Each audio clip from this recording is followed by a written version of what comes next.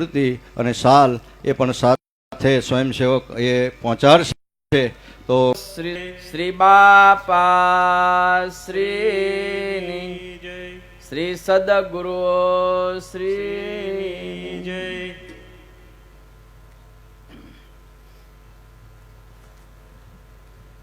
વાલા ભક્તો, આ પરમ પવિત્ર અક્ષરધામ તુલ્ય છતડી ધામ કાળી તલાવડીનો કિનારો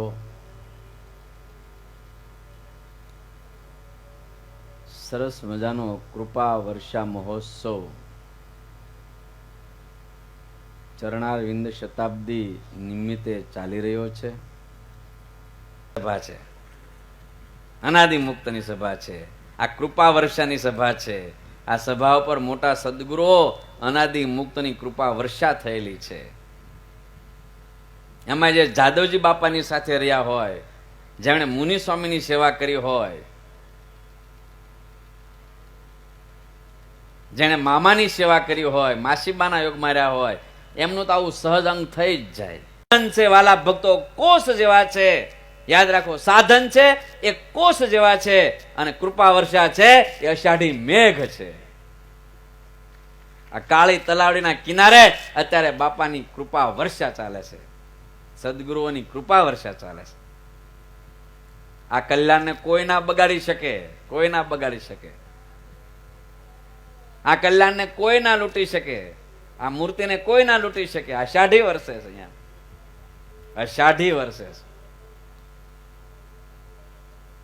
અને એટલે જ બાપાશ્રી એવું કહી શકે કે આ કાળી તલાવડી ઉપરથી કોઈ પંખી જાય એને પણ અમારે મૂર્તિ આપવી, એનું પણ કલ્યાણ કરવું, આત્યંતિક કલ્યાણ કરવું.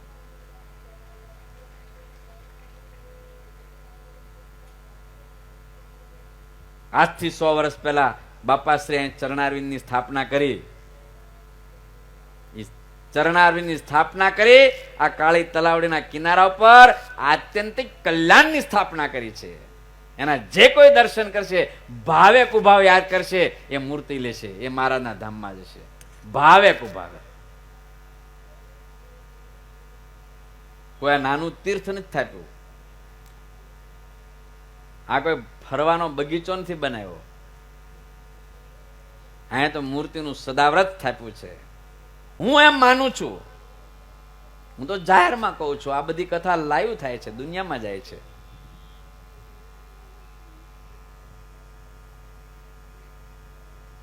હું એમ માનું છું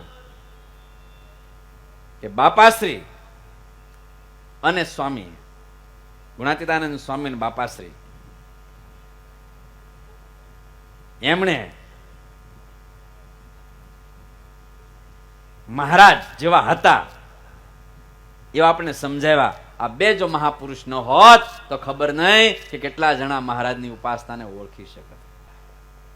બાપા, ફુઈબા, અક્ષરજીવનદાસ સ્વામી આવા મોટાને સેવા હોય, મુનિ સ્વામીને સેવા હોય, હૃદયથી મુનિ સ્વામીનો રાજીપો લીધો હોય તો આવું થવાય બાપ, નકર ના થવાય, ના થવાય, ના થવાય. મામા જવાનો રાજીપો લીધો હોય, માસીબાનો રાજીપો લીધો હોય, જાદવજી બાપાનો રાજીપો લીધો હોય, જેણે રાજીપો લઈ લીધો એના પર કૃપા વર્ષા થઈ ગઈ, અને જેણે રાજીપો ન લીધો એ કોરા ધાકોડ રહી ગઈ, ઊંધું હતું. તમને હું એટલા માટે વંદન કરું છું,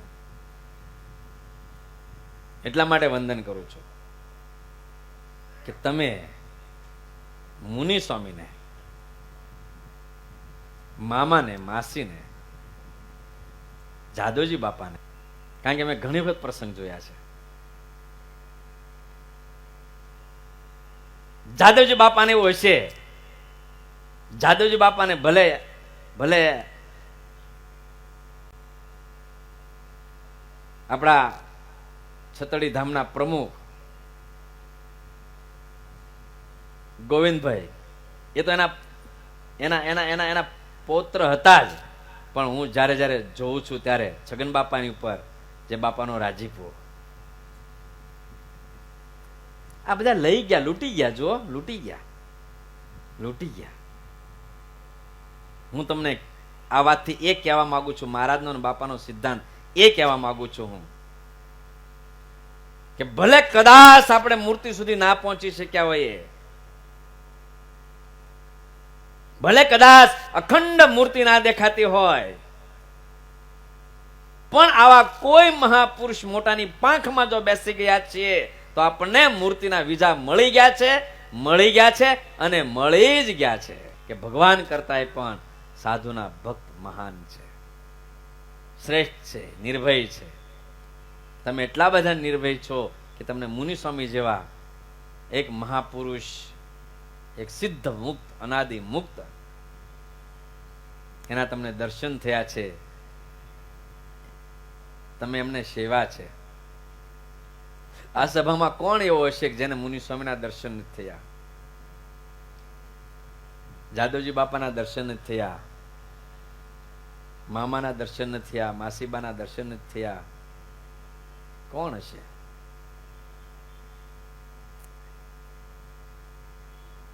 હું જ્યારે જ્યારે બાલ સ્વામીને જ્યારે પ્રવચન કરતા સાંભળું, બાલકૃષ્ણ સ્વામીને, અને એના હૃદયનો જે રણકાર હોય છે,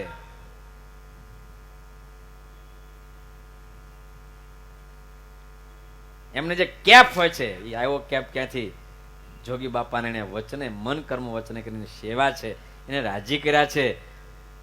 સવળું પાત્ર ના કરીને એને એની કૃપા વર્ષાને ઝીલી છે. આપણને પ્રત્યેકના હૃદયમાં જે બાપાના બગીચાનું પુષ્પ હોય, એના હૃદયમાં આપણને મહારાજને બાપા દેખાવા જોઈએ, આપણને એના હૃદયમાં મામા દેખાવા જોઈએ. દોષ માત્રને ટાળવા હોય, દોષ માત્રથી દૂર થવું હોય, તો હું જાહેરમાં હજારો હરિભક્તોની સભામાં જ્યાં લાયું થાય છે આ કથા, ત્યાં કહું છું કે તમે ગુણાતીત જ્ઞાન અને બાપાશ્રીના જ્ઞાનના પ્યાસી થાજો. આ જબરજસ્ત જ્ઞાન છે. સ્વામીની સદગુરુઓની વાતો વાંચજો, રહસ્યાર્થ વાંચજો, બાપાશ્રીની વાતો વાંચજો. નરો શીરો છે, હગ્ગી માનું દૂધ તો આ છે, દુનિયામાંથી ભેગું કરીએ પારકી માનું દૂધ, હગ્ગી માનું દૂધ આ છે. કૃપા વર્ષા મહોત્સવના માધ્યમે ભગવાનના વિશેષ સંબંધથી આપણે નવપલ્લવિત બનીએ એવા પ્રયાસો વ્યાસપીઠના માધ્યમથી અહીંયા થઈ રહ્યા છે. આટલા વિશાળ ફલક ઉપર જ્યારે આ મહોત્સવ પ્રસરી રહ્યો હોય